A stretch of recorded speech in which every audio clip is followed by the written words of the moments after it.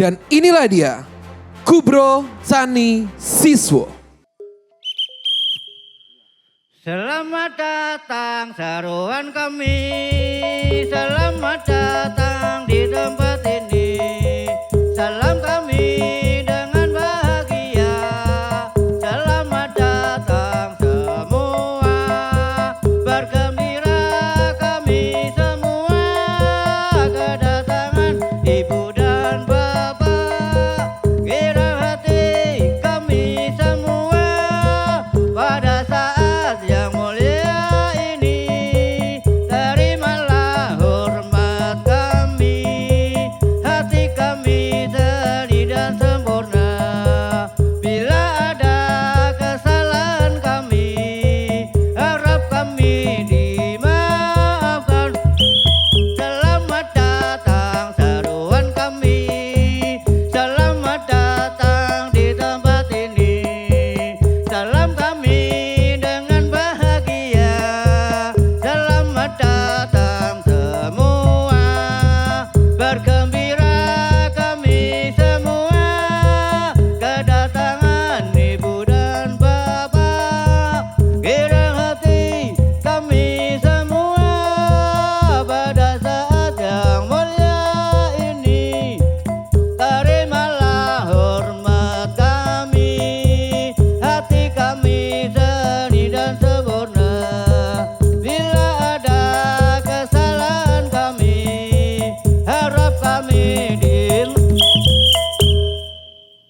Stop. Lain berdiam stop. Rifoi. Stop. Sani siswa iki kumpulan tahun 6 siji ngadeke. Loro telu wis resmekake sani siswa jenenge. Kita suwun ngades lawase aja pisan nisenake. Sani siswa iki jenenge kudu dipertahanake. Sani siswa iki kumpulan tahun 6 siji ngadeke. Loro telu wis diresmekake sani siswa jenenge. Kita suwun ngades lawase aja pisan nisenake. Sani siswa iki jenenge kudu dipertahanake. Sani siswa iki kumpulan tahun 6 siji ngadeke. Loro telu wis diresmekake sani siswa jenenge. Kita suwun ngades lawase aja pisan nisenake. Sani siswa iki jenenge kudu dipertahan. Stop. Lain berdiam stop. Rifoi. Stop. Hormat stop. Atur suka dumateng para pamriksa, amriksani kesenian sani siswa. Para mriksa sampun ngantos samyang ngandha, para mriksa ingkang prasaja. Atur suka dumateng para pamriksa, amriksani kesenian sani siswa. Para mriksa sampun ngantos samyang ngandha, para mriksa ingkang prasaja. Atur suka dumateng para pamriksa, amriksani kesenian sani siswa. Para mriksa sampun ngantos samyang ngandha, para mriksa ingkang prasaja. Atur suka dumateng para pamriksa, amriksani kesenian sani siswa. Para mriksa sampun ngantos samyang ngandha, para mriksa ingkang prasaja.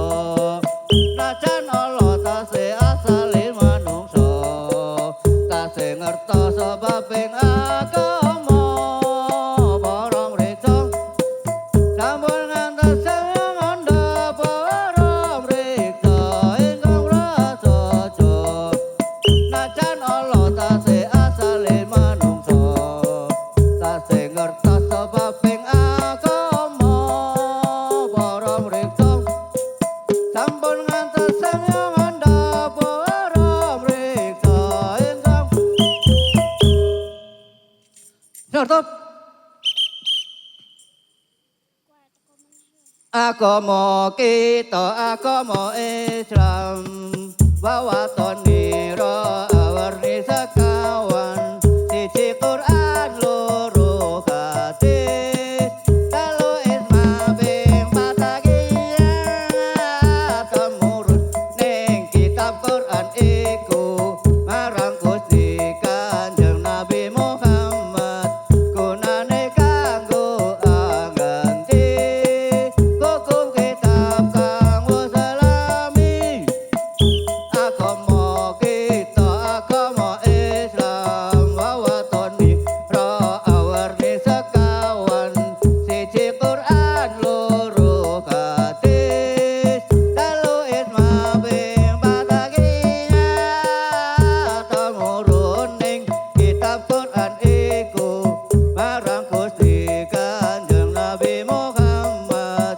gunane kanggo angganti hukum kitab kang wis alami agama kita agama Islam bawatoni ra awarni sekawan siji Quran loro hadis dalu isma bing patagiyah temurun ning kitab Quran iku marang Gusti Kanjeng Nabi Muhammad gunane kanggo angganti hukum kitab kang wis alami agama kita agama Islam bawatoni ra awarni sekawan siji Quran loro hadis dalu isma bing patagiyah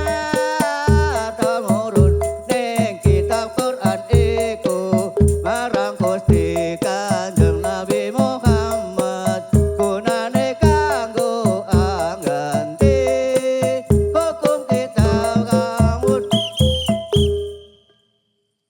Stop.